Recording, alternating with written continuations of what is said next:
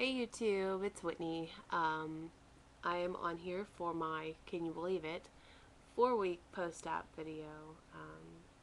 I have a couple things to talk about, but I will go to the numbers first. So this week was quite frustrating because, as I told you, last Monday I started T to 5K and I finished the week very strong. Very proud of myself for following through with that. But for the first of the 7 days in this week, of the first probably 5, the numbers on the scale went nowhere.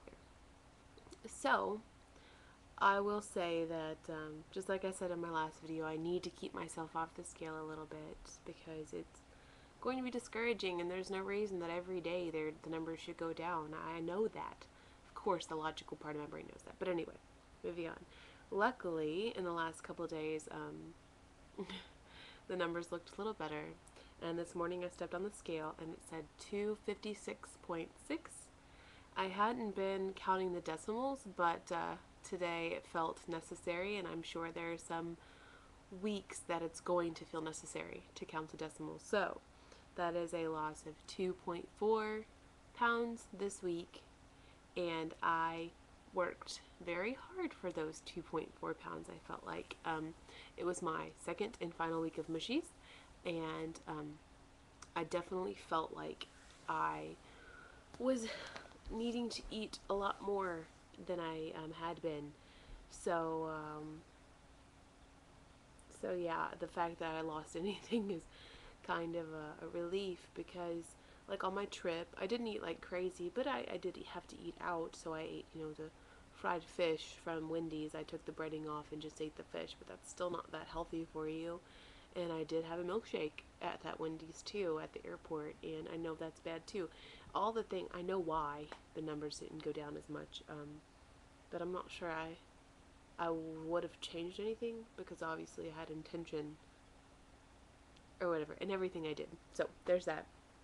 So moving on, like I said, I'm really proud. I'm still on the C to 5K. I did yesterday, Monday, was week 2, day 1, and I rocked it out. I was very happy. I was a little nervous. I thought, it is a big difference. The first week was intervals of run or jog 60 seconds and walk 90 seconds. And this week is run or jog 90 seconds, walk 2 minutes.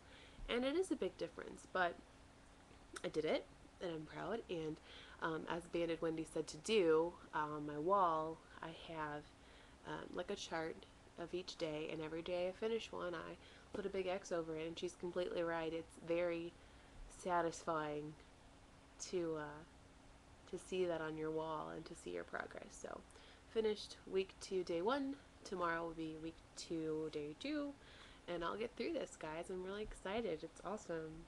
I feel really good after running. Even a little bit it is compared to a lot of people on YouTube and watching, but very excited for my exercise. I've decided that I'm probably not going to start doing any type of strength training or weightlifting until I go to my 6-week post-op appointment, which is when I get my first fill. And the reason is so I can really talk to my doctor about it and see where I am. And I really do need the cardio more than anything. I mean, I'm strong, but not in shape, and I think the cardio is what I need right now. So there's that. Wanted to talk about food, obviously. Today was the first day I could have real food. So there's part of me that's scared of that. I'm sure other people have had this feeling. I'm kind of scared to try things now. I don't want to have any issues, but I'm very confident in my chewing abilities. Today, after work, my stepmom and little sister came up to a little Chinese restaurant that was beside us, and stepmom has also been banded. She had I don't know, just this combination platter that came with chicken, beef, shrimp, and then vegetables with it. It's this little Chinese restaurant. And I picked some of the chicken and shrimp and cut it up and chewed and chewed and chewed, and even some of the broccoli, and I did great, guys. I mean, I did eat quite a bit. Not as much as I would have. Whew, I could have eaten that whole plate before. But I was happy. It was filling, and it was good, and it was something to chew, and I was just happy to get to that point. So yay. Um, so I will say that my appetite in the last few days I've noticed is getting close um, to feeling back to normal. Now, I'm not at the point where I want to sit there and say, hey, I'm going to go get a quarter pounder. Not that I really did before, but you know, like the bigger foods like that, I'm not going to, um, but I am a lot more hungry and I can fit a lot more in my stomach. So it's something to look out for. I knew it was coming. I have 2 weeks until a fill, so I'm going to feel this way for these 2 weeks. And that's okay because it's a good time to start experimenting with foods and to see how I do with them, because it's really funny. The other day, um, I made scrambled eggs and put a little feta cheese with it, and it was phenomenal.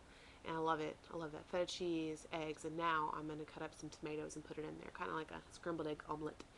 And and I did great with them. I chewed, obviously. I made them a little more runny than I would have normally, and they were great.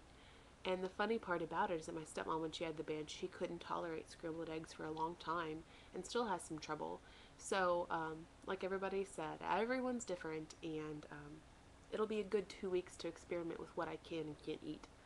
And hopefully, I don't have any issues. I'm going to be very careful, hopefully, to not have any stuck episodes or anything like that. I'm not looking forward to when that does happen. It's inevitable, but so that's great. So today was my first day of real food, and I did go grocery shopping today and got some more cottage cheese. I'm telling you guys, cottage cheese is my lifesaver.